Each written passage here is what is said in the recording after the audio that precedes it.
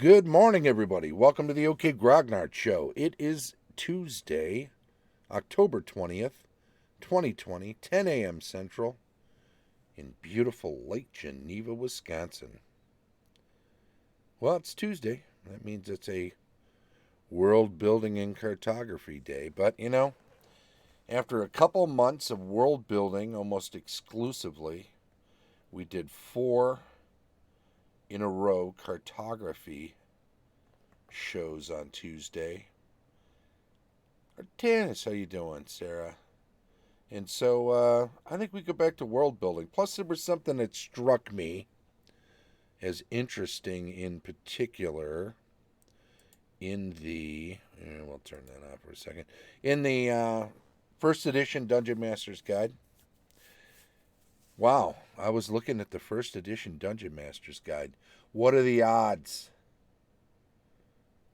Well, dip me in a vat of peanut butter and call me Chunky. I was doing something I do all the time, and it came as a surprise to me. But I think the thing that struck me was this social class and rank in AD&D being a bit of an unusual chapter. Here, let's dive in and we'll talk about it. Let's have a look at some of the coolness that Gary was imparting upon us here. Social class and rank in Advanced Dungeons and Dragons, all spelled out. Don't forget, never have an AND between Dungeons and Dragons. It's always an ampersand. If you put AND in there instead. Now, I think with URLs and certain names of things, you got to put an N in there in replacement of a ampersand because that character won't work for certain coding. So there you go. This is why the old school D&D Twitch channel where Jim Ward runs games has old school DN, letter ND, which has got to drive Jimmy Ward up the wall because I've seen him go off on people for not using an ampersand and using AND instead. So that's always fun to think about. I'm too far over, and I got to move this camera a little bit. Otherwise, my handsome face will be hidden behind a PDF. We can't have that. Anyway, if you ever want to drive Jim Ward nuts, just write Dungeons and Dragons with AND in the middle. And that'll, if you ever want to troll him. Just for fun, picking on him is not nice. But do it, because it's funny. This opening sentence here is just the antithesis of Gary's writing, right? There is no random table for determination of a character's social status to be found here. They must have batted that around. They must have discussed that like 5 different ways and decided, you know what, if we put a table in here, it's going to screw things up. That is because the inclusion of such a factor will either tell you little or nothing of useful nature, or it will abridge your freedom with respect to development of your campaign milieu. Ben Milton's favorite word.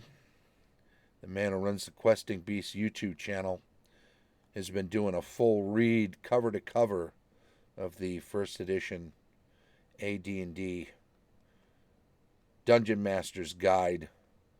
I don't even know if he's halfway through. I think he's done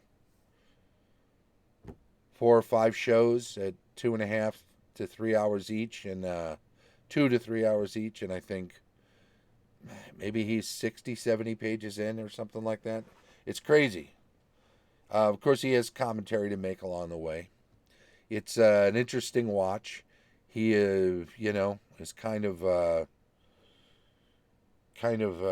respected through OSR channels by younger people that have flocked to the OSR scene, and Nice guy. There's a lot of good insights, undoubtedly.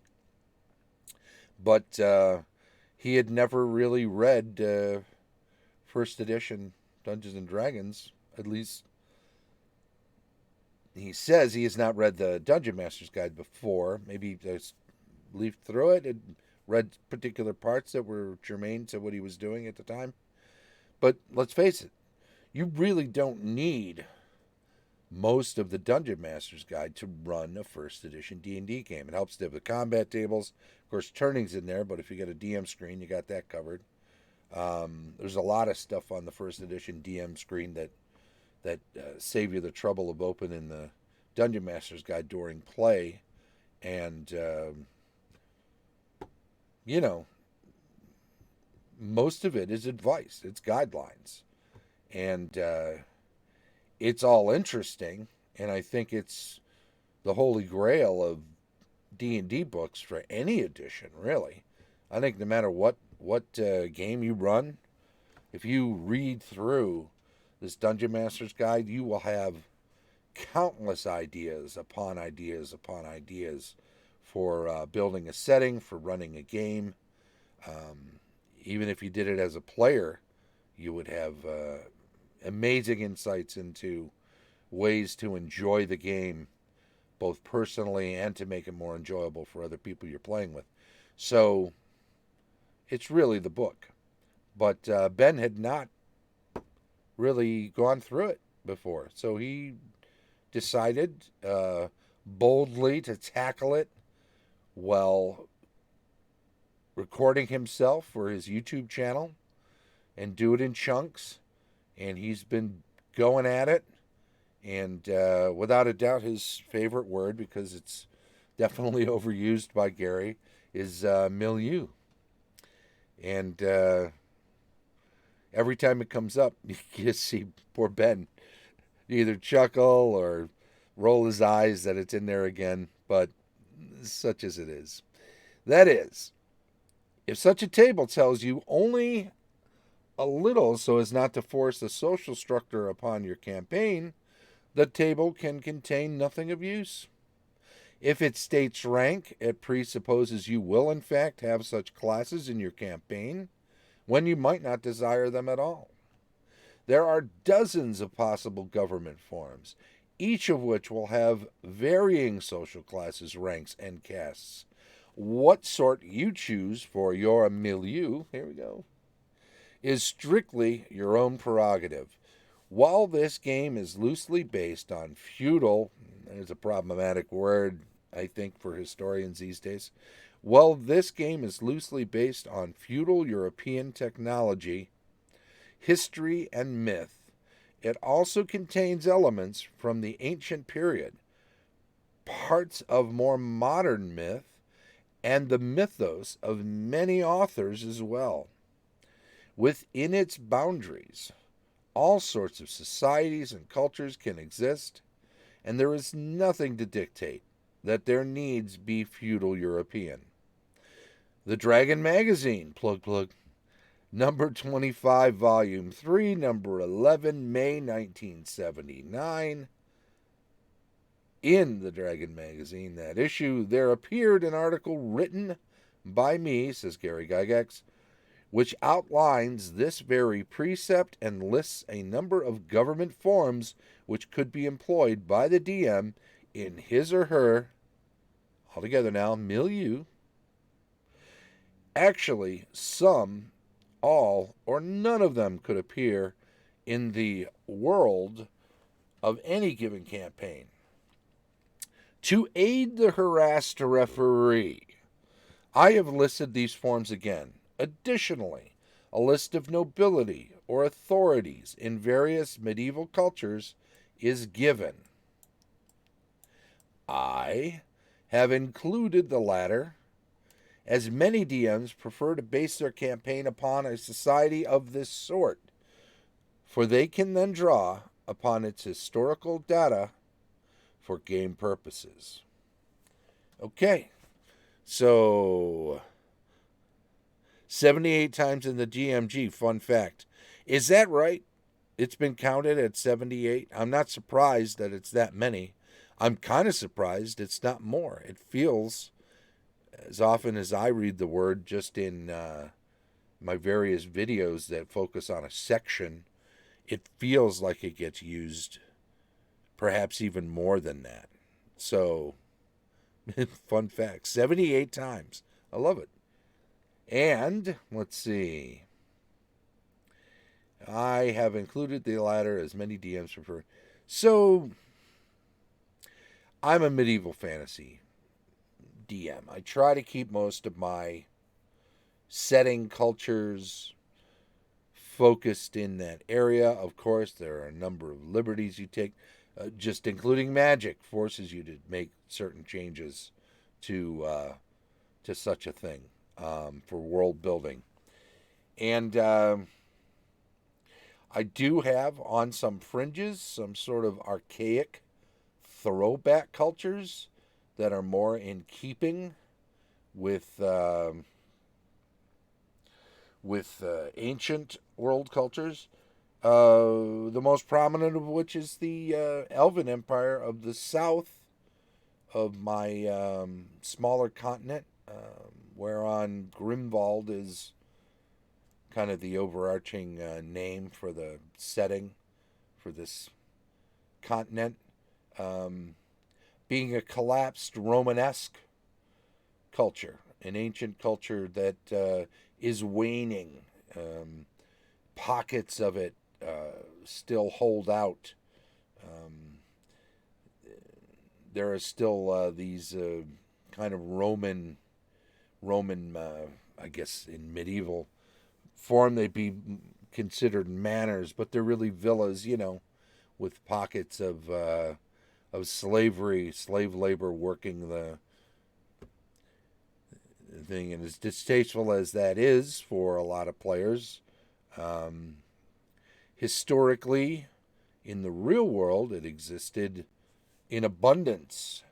The Vikings, the Romans, the Byzantines, all of the Middle East.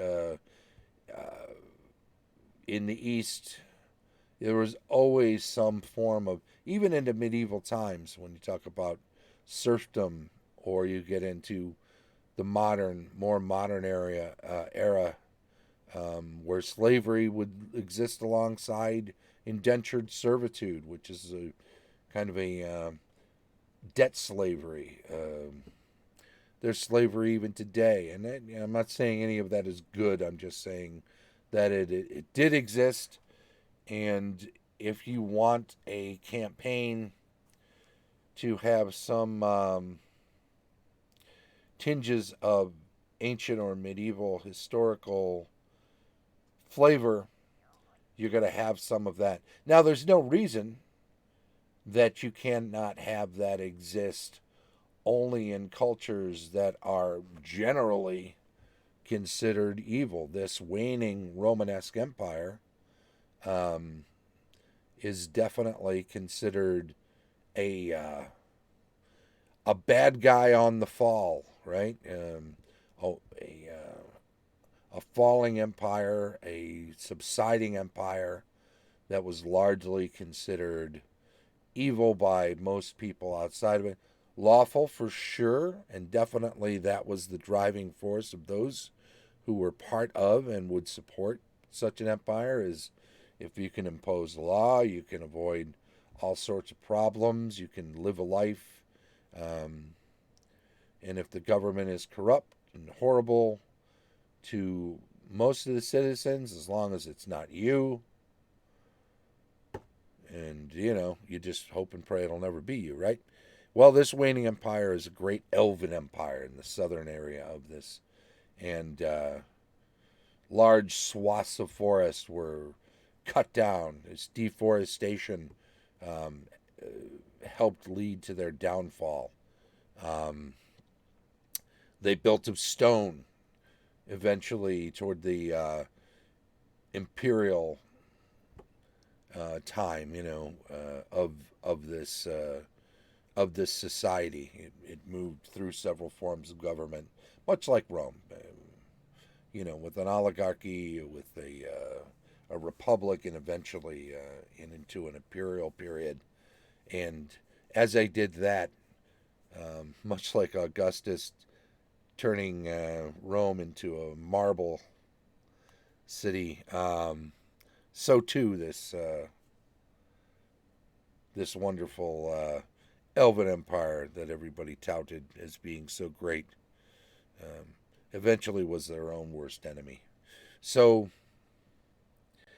this society, not at all medieval, except insofar as in early medieval times, in the early medieval period, early Middle Ages, rather, one should say, in what some would call Dark Ages, there were remnants all over of Rome. To this day, there are ruins, of course.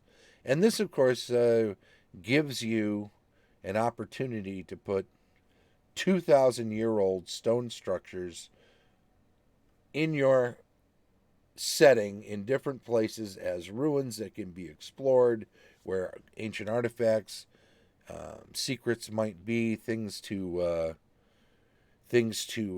adventure for. Anyway, that gets a little off of the topic of social class and rank, excepting in that it suggests that you can have those different government forms. And don't forget your setting. Your setting is not just a snapshot, right? Your setting is not just a place. It's also a time. When your players encounter your setting, it will be at some point in time, and it will continue on from there with your players involved in it. But your setting, your world building, has to include some form of history. It has to have some sort of a backstory, if you will, culturally and hopefully multiculturally, with many different areas that have come and gone, have empires that have risen and fallen, kingdoms and tribes that have been migrating around and have been pushed hither and yon by stronger tribes, or followed other tribes when smaller tribes have found better lands in more fertile valleys, better agricultural lands,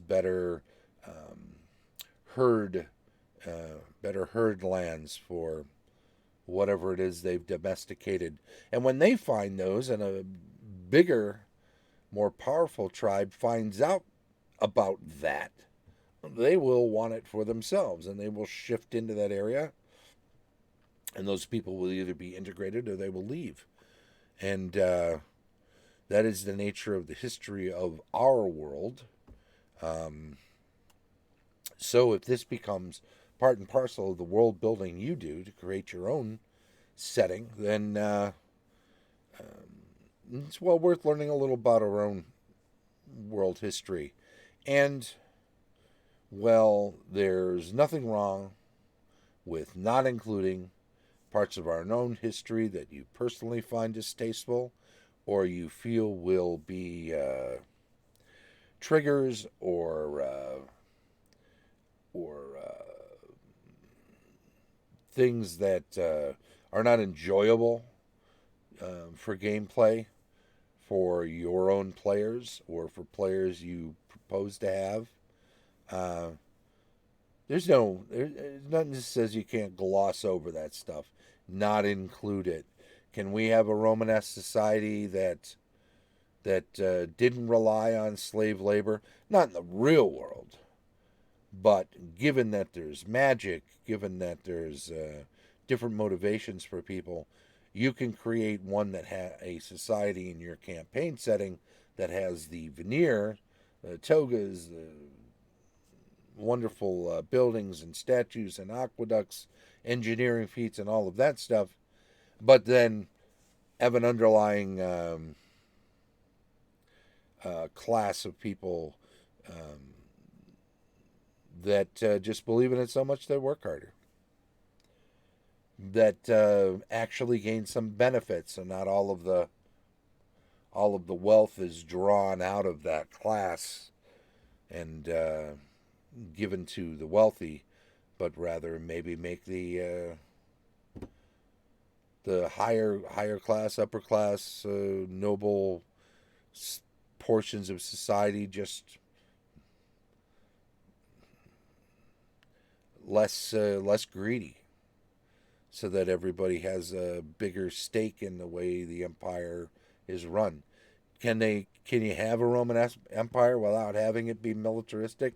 I think that's actually a tougher nut to crack, because you don't just, you know, fill in the blanks. You don't just take over lands because there's a void there. I mean, you would probably if there were decent lands, but the voids don't exist. So it's not like you can just go gobble up lands without somebody noticing.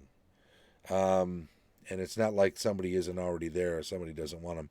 Death Angel Shadow, how you doing there? Thanks for coming out today. Yeah, George. Yeah, exactly. Sure, you can find out any word that's in this text and how many times it's in there with a search. No doubt about it. I just never had.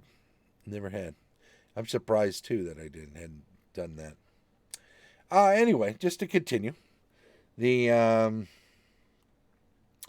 once a set of social structures and cultures has been devised for the campaign, you may or may not find it useful to assign rank, class, or caste to player characters. Will your society have hereditary rank? Will it go only to males, females, both equally? Will only the firstborn inherit? Will any inheritance of property be required to be the entire estate to one individual? Deciding government form and culture might well delineate much of the social structure of the nation, state, or city in question.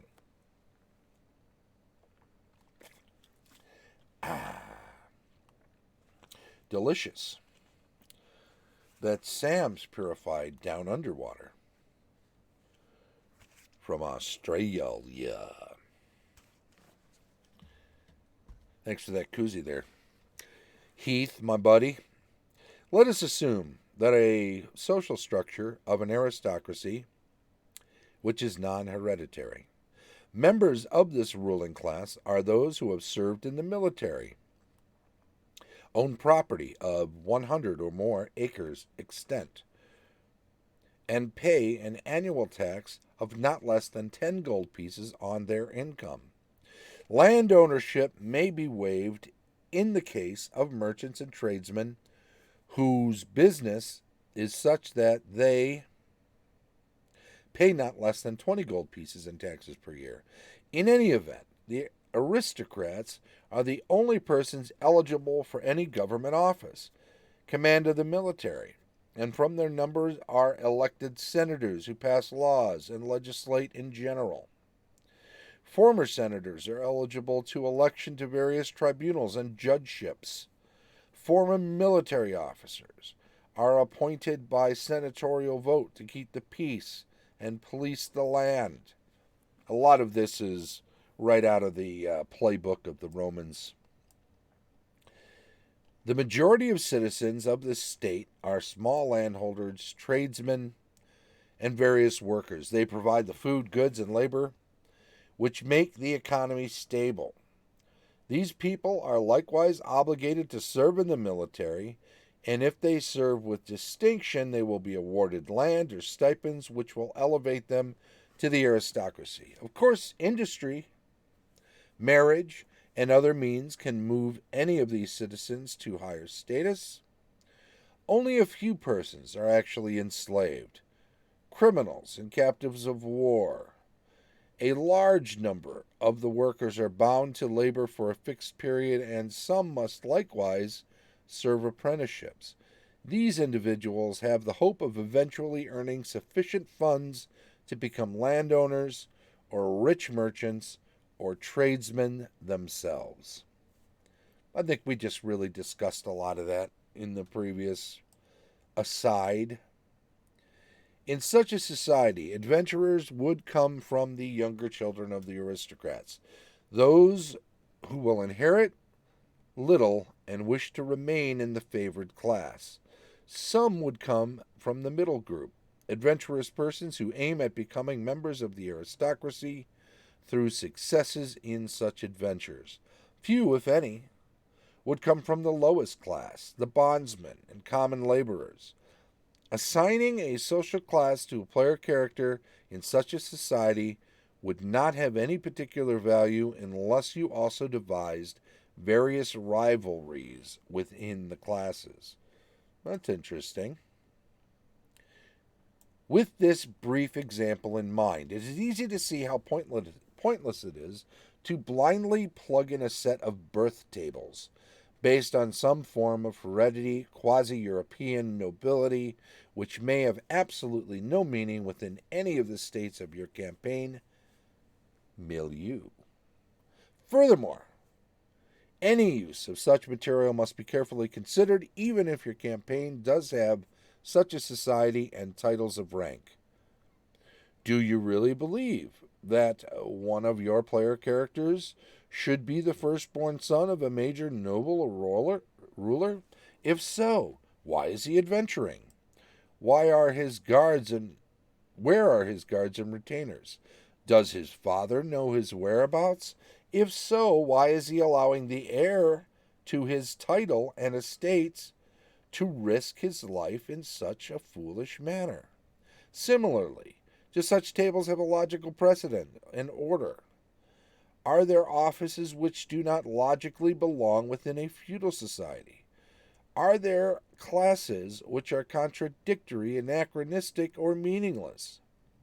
Unless you specifically tailor your milieu to fit such tables, it is likely that there will be far too many yes answers to the above questions. The intelligent verdict must be that each DM has to accept the responsibility of deciding for himself or herself if assigning class distinctions is a vital part of his or her campaign. If such is necessary, then the DM must further accept the work of devising his or her own logical birth tables drawn from a society, culture, and government form developed to fit the overall milieu. 5 times today. This is unquestionably a tall order. Those referees who lack time will find that it is perhaps better for them to utilize one of the several campaign scenarios commercially available, adding personal touches, of course, but basically relying on the cultural and societal development of the unit. With each such ready-made campaign settings, you may or may not wish to include social classes immediately for player characters.